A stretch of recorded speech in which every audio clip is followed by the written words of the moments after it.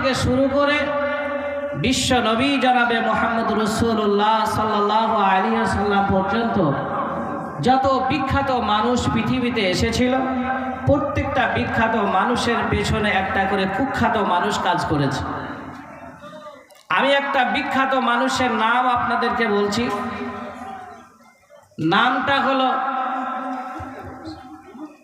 নবী দানিয়েল আলাইহিস সালাম। নবী দানিয়েল আলাইহিস সালাম তিনি যে বিখ্যাত মানুষ ছিলেন, তার সঙ্গে একটা কুখ্যাত মানুষ কাজ করেছে, বুখতে নাসার। আপনাদেরকে আল্লাহ শুকরিয়ার জন্য যখন এলান দিলাম, আপনারা সকলে বলতে পারলেন না। কথাটা ভালো করে শ্রবণ করি, তাহলে বুঝতে পারবো কেন বলা লাগবে আমাদের।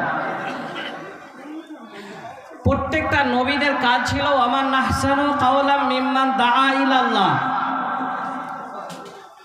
দাওয়াত দিয়ে পথ ভোলা মানুষদেরকে পথ দেখানোর দায়িত্ব ছিল।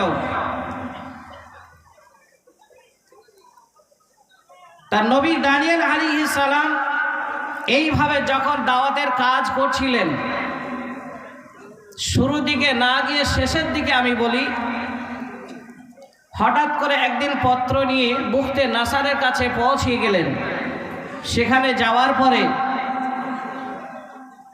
বুখতে নাসার তখন নবী দানিয়েল আলাইহিস সালামকে দেখে চমকে উঠলেন। কি ব্যাপার, তোমার মতন একটা মানুষ,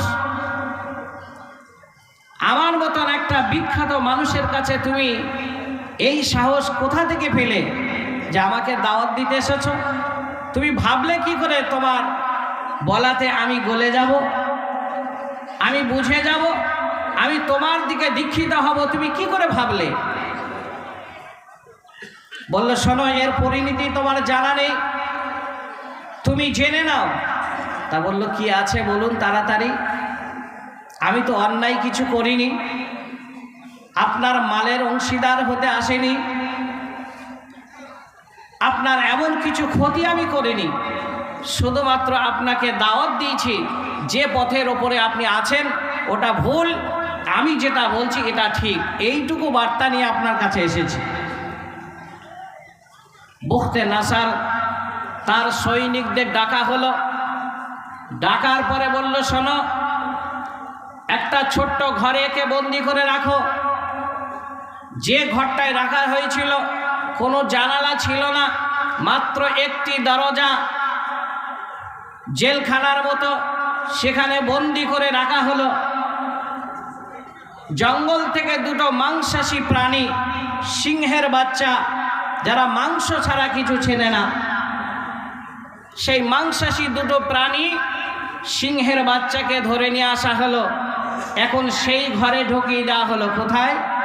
একটু কথা বলেন তো, কোন ঘরে? বক্তব্য শুনছেন আপনারা? যে ঘরে নবী আলাইহিস সালামের দেহটা রাখা হয়েছিল, সেই ঘরে মাংসাশী প্রাণী সেখানে ঢুকিয়ে দেওয়া হলো। দরজার মাথার উপরে 3টে দাগ টেনে দেওয়া হলো। কেউ বলছে 3 ঘন্টা, কেউ বলছে 3 দিন, কেউ বলছে 3 সপ্তাহ। ধরে নিচ্ছি আমি 3 দিন। বললো 3 দিনের আগে কেউ খুলবে না। তাহলে নবীর দেহ রাখা হলো আর দুটো মাংসাশী প্রাণী, মোট 3 জনকে রাখা হলো সেখানে। 3 দিন পরে যখন দরজা খুলবে, তার সৈনিকদের ডাকা হলো। বলল, শোনো, তোমরা লাঠি বল্লম নিয়ে, অস্ত্র নিয়ে তোমরা সব রেডি হও, কেননা সেই নবীর দেহটাকে টুকরো টুকরো করে তারা, এই দুটো মাংসাশী প্রাণী তারা খেয়ে নিয়েছে, তারা ভক্ষণ করেছে। এখন তাদেরকে আবার জঙ্গলে পৌঁছে দিতে হবে, এর জন্য তোমরা অস্ত্র নিয়ে রেডি হয়ে যাও। দরজা যখনই খোলা, তখন দৃশ্যটা কি দেখা হলো? নবী দানিয়েল আলাইহিস সালাম নিজের পিঠটাকে পূর্ব দেওয়ালে ট্যাক লাগিয়ে তিনি বসে আছেন। পা দুটো পশ্চিম দিকে, কেবলা দিকে তিনি বিছিয়ে দিয়েছেন। এবার ডান হাতটা ডান উরুর ওপরে, বাম হাতটা বাম উরুর ওপরে রেখে তিনি সুর করে তখন বলছেন আলহামদুলিল্লাহ আলহামদুলিল্লাহ আলহামদুলিল্লাহ। নবী দানিয়েল আলাইহিস সালাম তিনি যখন সুর করে যখন এই তাসবিহ পড়ছেন,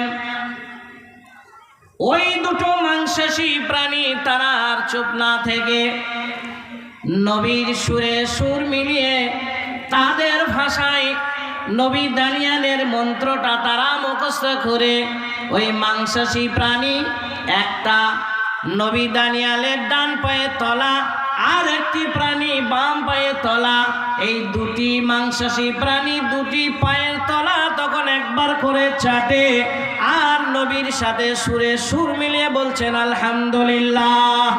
জোরে একবার বলা যাবে না আলহামদুলিল্লাহ?